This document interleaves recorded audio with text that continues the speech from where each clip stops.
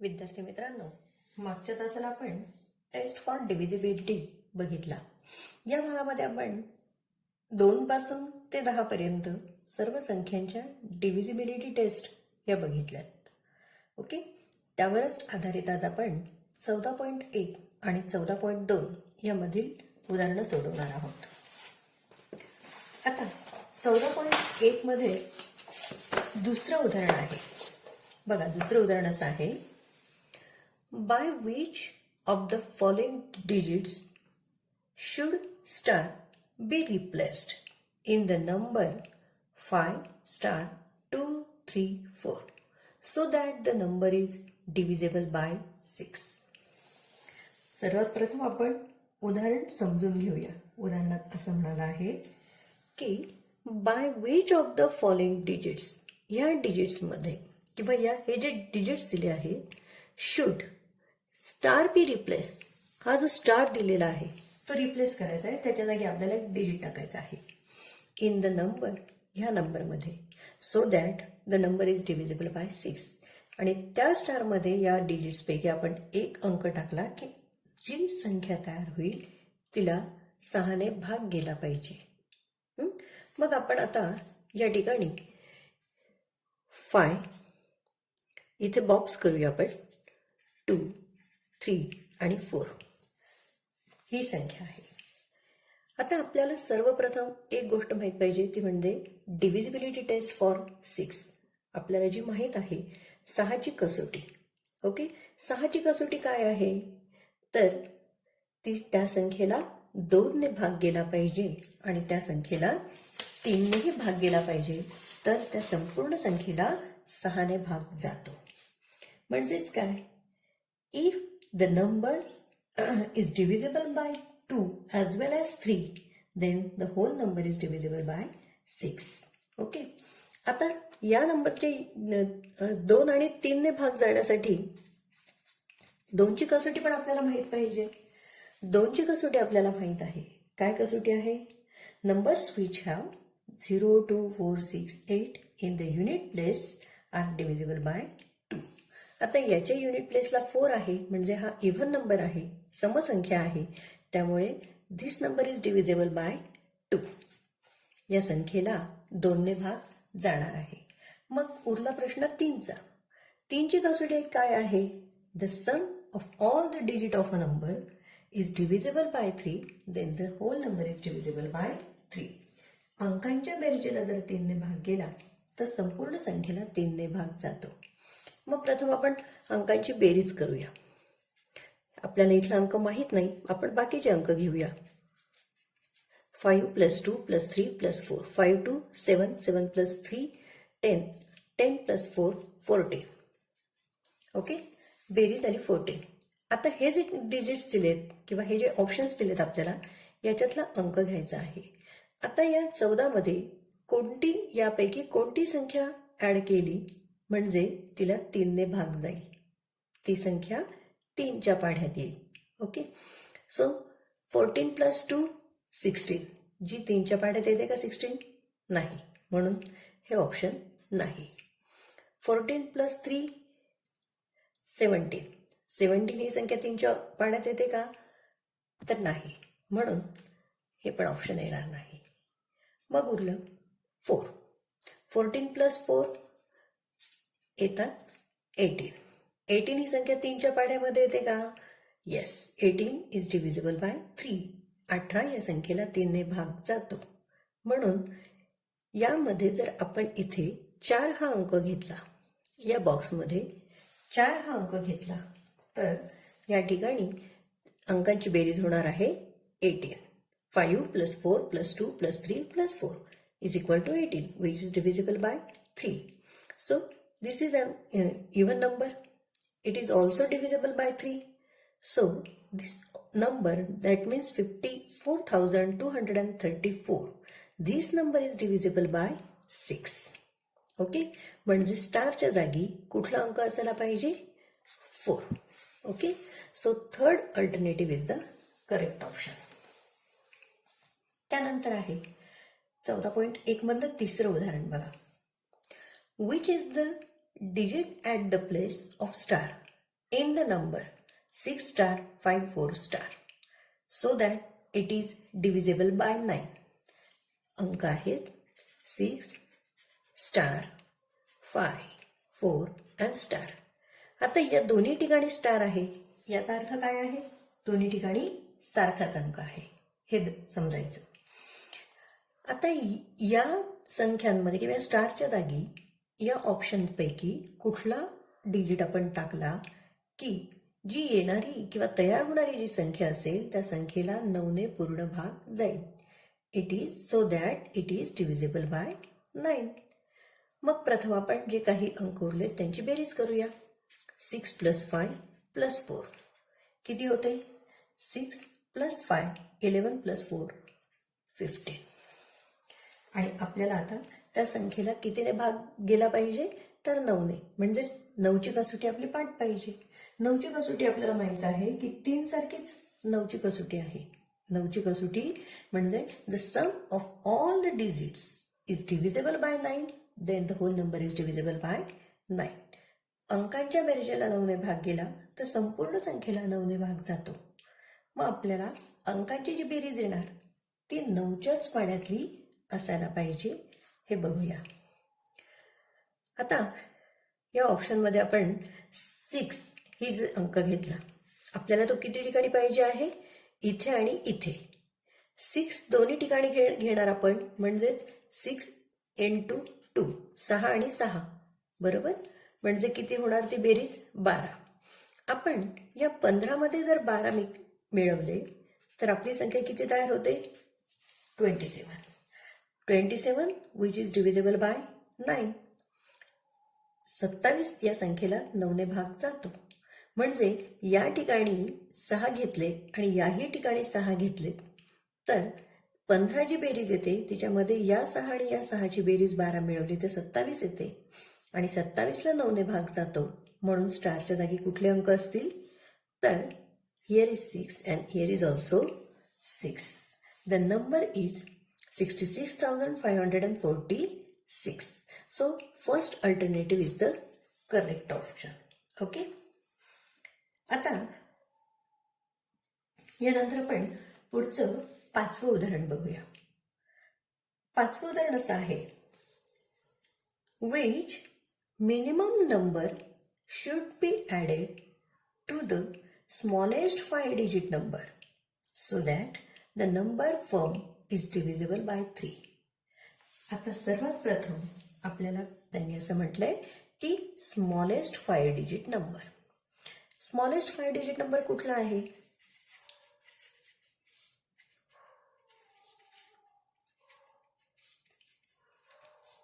आपल्याला माहित आहे स्मॉलेस्ट 5 डिजिट नंबर म्हणजे 10,000.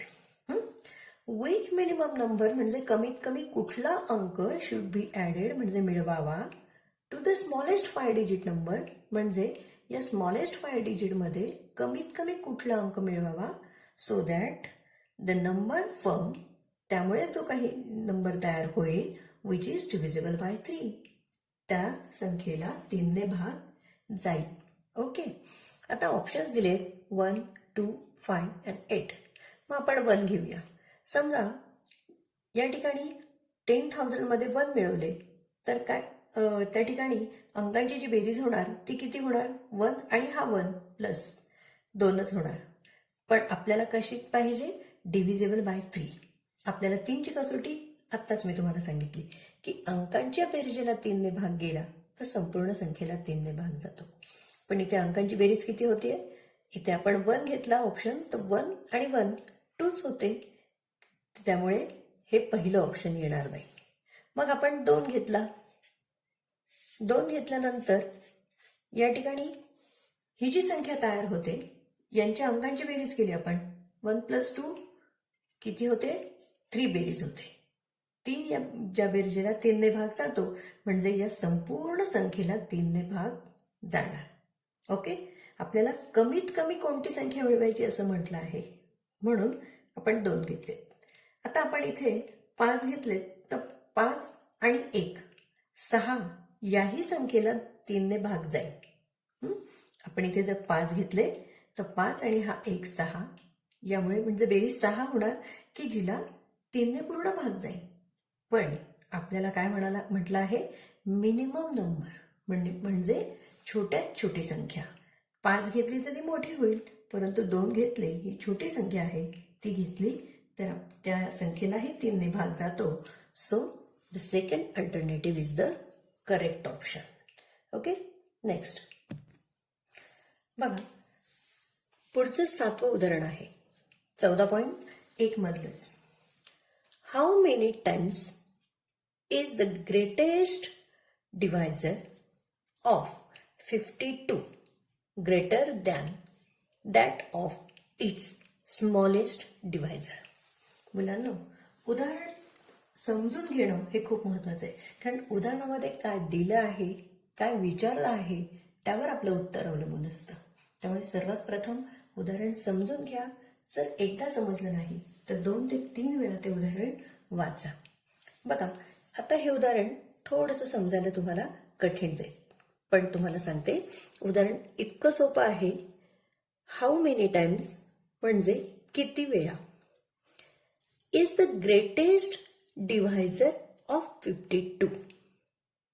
आता याच्यात ही जी वाक्यरचना आहे, ग्रेटेस्ट डिव्हायझर ऑफ 52, हे मार्क केलं आपण. Greatest divisor of 52. Greater than म्हणजे काय, च्यापेक्षा मोठा. किती पट मोठा आहे. ग्रेटेस्ट डिव्हायझर ऑफ 52 किती मोठा आहे, than that of its smallest divisor. Smallest divisor पेक्षा किती पट मोठा आहे. म्हणजेच 52चा आपल्याला जसा ग्रेटेस्ट डिव्हायझर आपण बघितलं तसा स्मॉलेस्ट डिव्हायझर आपल्याला बघायचा आहे. इट्स स्मॉलेस्ट डिव्हायझर आपण हे लिहून घेणार आहोत. Smallest divisor of 52. आता उदाहरण असं आहे की 52चा जो सगळ्यात मोठा डिव्हायझर आणि सगळ्यात छोटा डिव्हायझर जो आहे हा किती पटीने मोठा आहे असं विचारलेलं आहे. आता मला एक सांगा, आपण मागच्या व्हिडिओमध्ये बघितलं त्या पद्धतीने ग्रेटेस्ट डिव्हायझर काय असतो, द नंबर इटसेल्फ. कुठल्याही संख्येचा ग्रेटेस्ट डिव्हायझर असतो नंबर इटसेल्फ, हे आपण मागे बघितलं. आणि स्मॉलेस्ट डिव्हायझर काय असतो, 1. कोणत्याही संख्येचा स्मॉलेस्ट डिव्हायझर हा 1 असतो आणि ग्रेटेस्ट डिव्हायझर हा किती असतो, द नंबर इटसेल्फ. तीच संख्या ही ग्रेटेस्ट डिव्हायझर असते. मग 52चा ग्रेटेस्ट डिव्हायझर किती आहे, 52. आणि स्मॉलेस्ट डिव्हायझर किती आला, 1. मग हा जो ग्रेटेस्ट डिव्हायझर आहे हा स्मॉलेस्ट डिव्हायझरच्या किती पट आहे, 1च्या किती पट 52 आहे, 1 गुणिले 52 बरोबर 52. म्हणजे किती पट झालेत, 52 पट झालेत. आलं लक्षात. म्हणजे greatest divisor of 52 is 52 times greater than the smallest divisor of 52. म्हणजे 52चा ग्रेटेस्ट डिव्हायझर हा स्मॉलेस्ट डिव्हायझरच्या 52 पट मोठा आहे. यासाठी त्यांनी आपल्याला ऑप्शन दिलं होतं.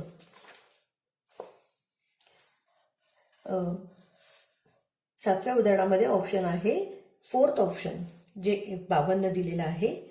It is the correct alternative. मित्रांनो, हे उदाहरण 2019 साली स्कॉलरशिपच्या परीक्षेला येऊन गेलेलं आहे. उदाहरण सोपंच आहे, पण ते समजून घेतलं तर आपल्याला लगेच सोडवता येईल. ही गोष्ट लक्षात ठेवायची काय. आता बघा, 14.2 मधलं एक उदाहरण आपण बघणार आहोत. दुसरं उदाहरण आहे 14.2 मधलं. उदाहरण असं आहे, which is the greatest 5 digit number form by using the digits 5, 6, 7, 8, 9 only once and divisible by 8. उदाहरणाचा अर्थ असा आहे, which is the greatest 5 digit number म्हणजे सर्वात मोठी 5 अंकी संख्या कोणती, form by using the digits हे डिजिट्स वापरून सगळ्यात मोठी ग्रेटेस्ट 5 डिजिट नंबर आपल्याला बनवायचा आहे. आणि हे सगळे नंबर्स कसे वापरायचे आहेत? Only once. सो 5, 6, 7, 8, 9 यापासनं ग्रेटेस्ट संख्या कुठली बनणार आहे? ग्रेटेस्ट संख्या बनण्यासाठी मोठा अंक सगळ्यात आधी घ्यायचा. 9, 8, 7, 6 अँड 5 ही सगळ्यात मोठी संख्या तयार झाली.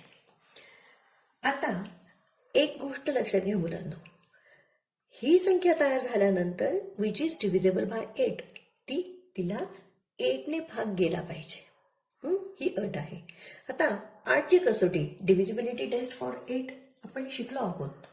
8ची कसोटी काय आहे सांगा बरं? बरोबर, 8ची कसोटी अशी आहे की शेवटच्या जर 3 संख्यांना 8 ने भाग गेला तर संपूर्ण संख्येला 8 ने भाग जातो. ही आहे 8ची कसोटी. If the number form by the last 3 digits then is divisible by 8, then the given number is divisible by 8. मग आता लास्ट 3 डिजिट आहे, या 3 डिजिटला 8 ने भाग जातो का बघूया. म्हणजेच 7, 6, 5 डिवायडेड बाय 8. मग 8 ने भाग जाण्यासाठी 8 9 72. Here is 45 which is not divisible by 8. म्हणजे ह्या संख्येच्या शेवटच्या 3 अंकांना 8 ने भाग जात नाही. त्यामुळे ही जी संख्या ग्रेटेस्ट नंबर तयार झाला ती संख्या आपल्याला जी हवी ती संख्या नाही. मग आपण काय करायचं मुलांना? एक याच्यामध्ये आपल्याला ऑप्शन दिलेले असतात. आपण मग इथे प्रयोग नाही करायचे. हे जे ऑप्शन दिलेले असतात या ऑप्शनमधनं आपण संख्या शोधूया. ओके, मग सर्वप्रथम आपण 856 घेतली आणि या 856ला आपण 8 ने भागून बघूया. So 8 1 8 carry over 5 which is not divisible by. So there is 0 carry over 6. 8 7 56. Okay, म्हणजे 856 ही जी संख्या आहे याला 8 ने पूर्ण भाग जातो. जेव्हा शेवटच्या 3 डिजिटला 8 ने पूर्ण भाग जातो तेव्हा संपूर्ण संख्येला 8 ने पूर्ण भाग जाणार. म्हणजेच या संख्येला 8 ने पूर्ण भाग जातोय. ओके, पण आपली अट काय मुलांनो? आता या संख्येला जातोय, या संख्येला त्या ठिकाणी आता गेल्यानंतर आपण दुसरा विचार नाही करणार. पण हेच अंक आणखी कुठे आहेत का हे बघणार. बघा 856 इथे नाही, पण शेवटी पण 856 आहे. म्हणजे 2 ठिकाणी या दोन्ही संख्यांना 8 ने पूर्ण भाग जातो. पण आपल्याला कुठली संख्या हवी आहे?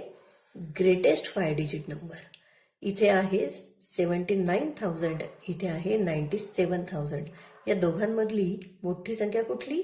तर 97,856 ही मोठी संख्या. बरोबर, म्हणजे मोठी संख्या पण आहे आणि 8 ने भाग पण जातो. So the correct option is 4th. Okay, आता त्यानंतर आपण 14.2 मधलं तिसरं उदाहरण बघूया. तिसरं उदाहरण असं आहे, what is the difference between the number of prime factors and all the factors of the number 30. आता यांनी असे विचारलंय, व्हॉट इज द डिफरन्स म्हणजे फरक काय आहे बिटवीन कशामधला? The number of prime factors and all the factors of the number 30. म्हणजे आपल्याला 30 मधले सर्व फॅक्टर्स काढून घ्यायचे आहेत. त्यातले प्राईम फॅक्टर्स आपण बाजूला काढणार आहोत. So smallest factor is 1. Okay, त्यानंतर आहे it's an even number so divisible by 2, so 2 is the factor. Then 30 is also divisible by 3, so 3 is the factor. Okay, 4 9 5 0 at the unit place, so 5 is the factor. Then 6 is also factor.